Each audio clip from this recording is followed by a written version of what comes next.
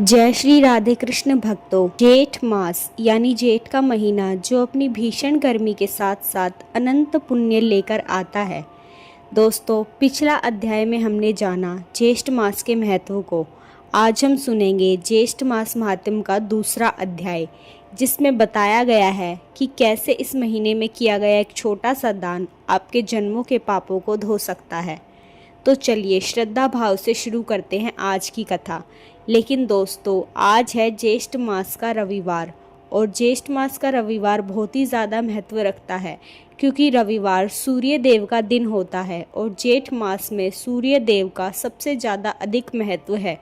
इसलिए पहले सुनेंगे रविवार व्रत कथा और फिर सुनेंगे ज्येष्ठ मास महात्म्य अध्याय 2। इसी प्रकार इस क्रम को पुराणों में बताया गया है। तो दोस्तों, इस कथा को अंत तक सुनिएगा ताकि आपको इसका पूरा फल प्राप्त हो सके। तो चलिए शुरू करते हैं। उससे पहले कमेंट में लिख दीजिए जय सूर्य देव, जय नारायण, ओम सूर्याय नमः। दोस्तों, हिंदू धर्म में सूर्य देव ही एक ऐसे देवता हैं जिनके साक्षात दर्शन हमें प्रतिदिन होते हैं।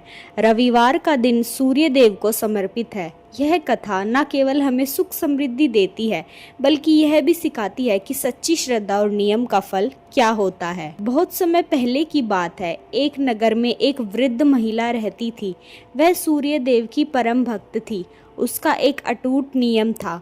हर रविवार को वह सूर्योदय से पहले उठती, घर को गोबर से लीपकर पवित्र करती, स्नान करती और फिर सूर्य देव की पूजा करके उन्हें भोग लगाया करती थी।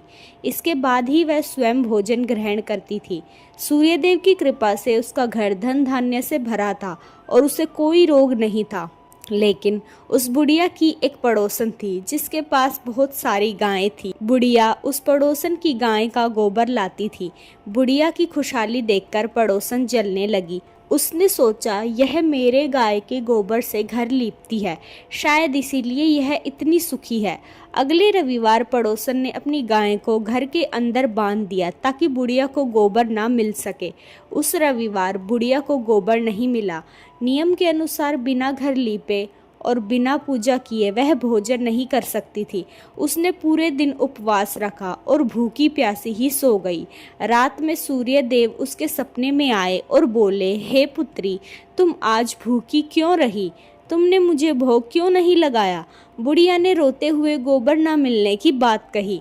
सूर्यदेव ने उसकी भक्ति से प्रसन्न होकर बोले, पुत्री, तुम चिंता मत करो, मैं तुम्हें ऐसी गाय देता हूँ जो तुम्हारी हर इच्छा पूरी करेगी। जब बुढ़िया सुबह जागी तो उसके आंगन में एक बेहद सुंदर और दिव्य गाय और एक छोटा सा बछड़ा खड़ा था। वह गाय साधारण नहीं थी, वह सोने का गोबर देती थी। बुढ़िया खुशी खुशी फिर से अपनी पूजा में लग गई। जब पड़ोसन ने देखा कि बुढ़िया के पास तो अब सोने का गोबर देने वाली गाय है, तो उसने ईर्ष्या में जाकर राजा को शिकायत कर दी। उसने कहा, महाराज, ऐसी दिव्य गाय तो राजा के अस्तबल में होनी चाहिए। एक बुढ़िया इसका क्या करेगी? राजा ने अपने सैनिकों को भेजकर गाय मंगवा ली।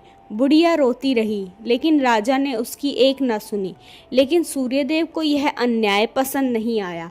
उस रात राजा के महल में चारों ओर अंधेरा छा गया और राजा के सपने में सूर्यदेव ने दर्शन दिए। उन्होंने कहा, हे राजन, वह गाय उस बुढ़िया की भक्ति का फल है। यदि तुमने उसे वापस नहीं किया तो तुम्हारा सर्वस्व नष्ट हो जाएगा। अगली सुबह राजा डर गया और उसने ससम्मान गाय और बछड़े को बुढ़िया को वापस लौटा दिया। साथ ही राजा ने उस ईर्ष्यालु पड़ोसन को दंड दिया और पूरे राज्य में घोषणा करवाई कि हर रविवार को जो भी मनुष्य सूर्यदेव का व्रत और यह कथा सुनेगा, उसके सभी कष्ट दूर हो जाएंगे।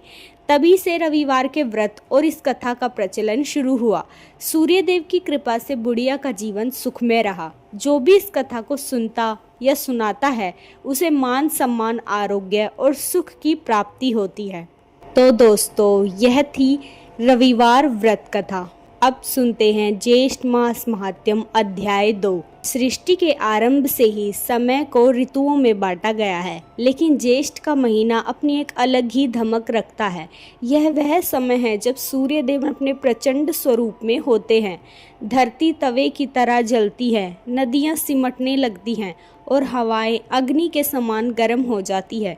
लेकिन क्या आप जानते हैं कि शास्त्रों ने इसे कठिन समय को पुण्य का महासागर क्यों कहा है? ज्येष्ठ मास का दूसरा अध्याय हमें इसी रहस्य की गहराई में ले जाता है। नैमिषारण्य के पावन तीर्थ पर हजारों ऋषि एकत्रित थे। वहां सूत जी महाराज, जो परम ज्ञानी थे, व्यास जी के चरणों का स्मरण करते हुए कथा सुना रहे थे। ऋषियों ने पूछा, हे महाभाग, ज्येष्ठ का महीना इतना कष्टकारी है, फिर इसमें धर्म का इतना महत्व क्यों है?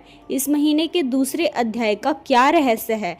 सूत जी मुस्कुराए और बोले, हे ऋषियों, जो तपता है वही कुंदन बनता है। ज्येष्ठ मास त्याग और सेवा की परीक्षा का महीना है। प्राचीन काल की बात है। अयोध्या के निकट एक प्रतापी राजा राज्य करते थे। राजा धर्मपरायण थे, लेकिन उनके मन में एक संशय था। वे सोचते थे कि केवल कठिन उपवास और कठोर तपस्या ही भगवान को प्रसन्न कर सकती है। लेकिन ज्येष्ठ मास का दूसरा अध्याय राजा के इसी अहंकार और भ्रम को टूटने की कहानी है। एक बार ज्येष्ठ की तपती दोपहरी में राजा आखेट शिकार के लिए वन में गए। प्यास के मारे उनका कंठ सूख रहा था। उनके सैनिक पीछे छूट गए थे। राजा ने देखा कि दूर एक कुटिया है। वहाँ एक वृद्ध ब्राह्मण शांत भाव से भगवान विष्णु का नाम जप रहे थे। राजा ने उनसे पानी मांगा। ब्राह्मण ने बड़े प्रेम से मिट्टी के घड़े से शीतल जल निकाला, उसमें थोड़ा गुड़ और सत्तू मिलाया और राजा को दे दिया। जल पीते ही राजा की आत्मा तृप्त हो गई। उन्होंने ब्राह्मण से पूछा, हे ऋषिवर, इस निर्जन वन में जहाँ पक्षी भी प्यास से गिर रहे हैं, आपके पास यह शीतल जल और संतोष कहाँ से आया? ब्राह्मण ने अध्याय 2 का सार समझाते हुए कहा, राजन, यह ज्येष्ठ मास है। इस महीने में जो मनुष्य अपनी सुख सुविधा का त्याग कर दूसरों के गले की प्यास बुझाता है, भगवान विष्णु स्वयं उसके घर के भंडार भर देते हैं।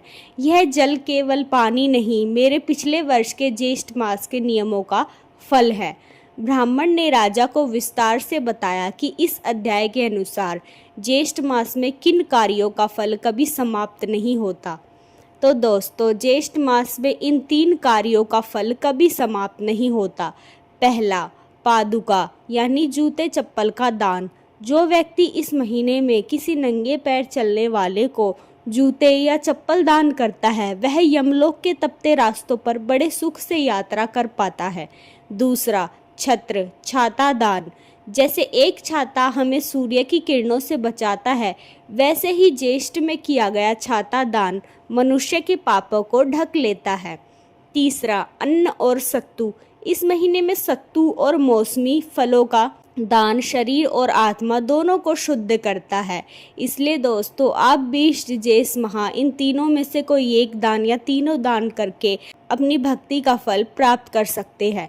कथा में आगे वर्णन आता है कि ज्येष्ठ मास के दूसरे अध्याय का पाठ करने से पितृ यानी कि पूर्वज जो प्यास से तड़प रहे होते हैं, उन्हें तृप्ति मिलती है। जब हम धरती पर किसी प्यासे को पानी पिलाते हैं तो उसका सीधा लाभ हमारे पितरों को मिलता है।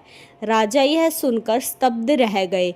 उन्हें समझ आया कि भक्ति केवल गुफाओं में बैठकर नहीं, बल्कि तपती धूप में प्यासे की सेवा करने से भी है। अध्याय के मध्य में भगवान विष्णु और लक्ष्मी जी के संवाद का वर्णन भी दोस्तों आता है। माता लक्ष्मी पूछती है, प्रभु, ज्येष्ठ मास में तो लोग गर्मी से व्याकुल रहते हैं, फिर वे आपकी भक्ति कैसे करेंगे?